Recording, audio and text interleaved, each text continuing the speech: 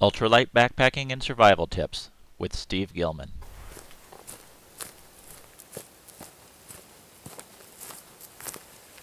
Welcome to Ultralight Backpacking and Survival Tips.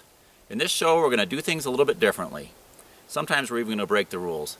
We're going to be making our own backpacking equipment. We're going to look at survival techniques that can help you go even lighter in the wilderness. And we're even going to have a little bit of wilderness and backpacking humor from time to time.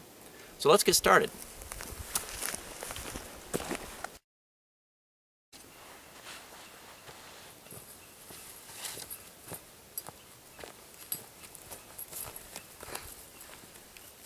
Why ultralight backpacking?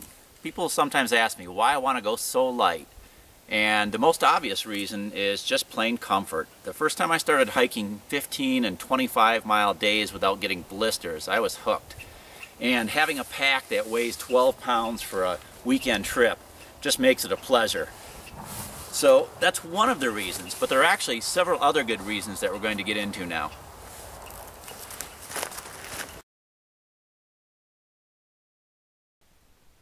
So comfort is one of the reasons that I chose ultralight backpacking and why many people choose it. But it's not just a simple matter of feeling a little bit more comfortable. You actually have a lot fewer hassles when you're carrying less weight.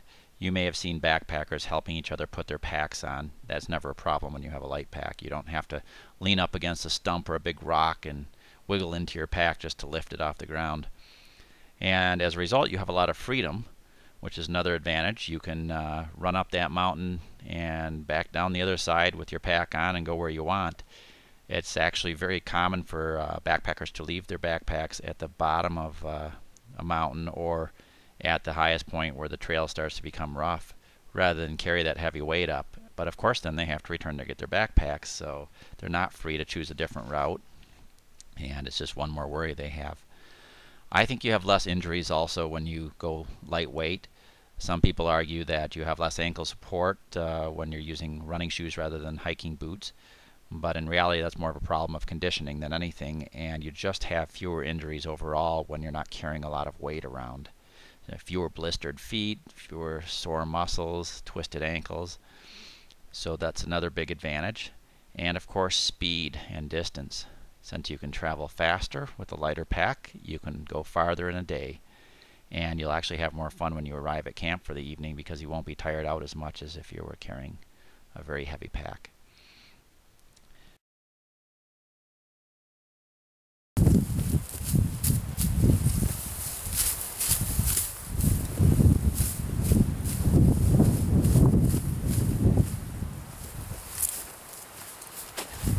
You can't find a much better insulator than dry grass when you're out in the wilderness. If you're in a survival situation, if you have a knife, it's pretty easy to quickly cut clumps of it like this and to make a warm mattress. Even better, if you can get a big enough pile of it, you can crawl into it with some of it below you to insulate you from the ground and some above.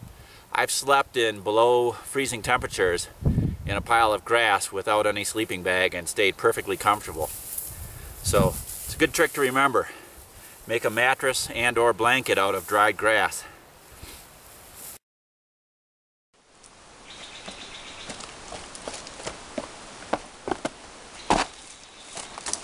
I'm Gare Brills, and I'm living off the wild.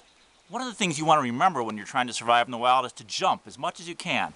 Jump when you can walk, jump when there's a stream instead of climbing around the waterfall. Just jump. It makes survival more interesting when there's a possibility of breaking a bone. Another thing, eat anything you find.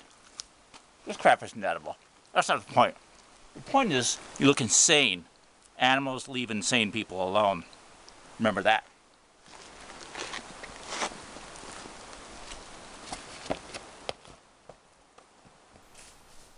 Thank you for watching Ultralight Backpacking and Survival Tips with Steve Gilman.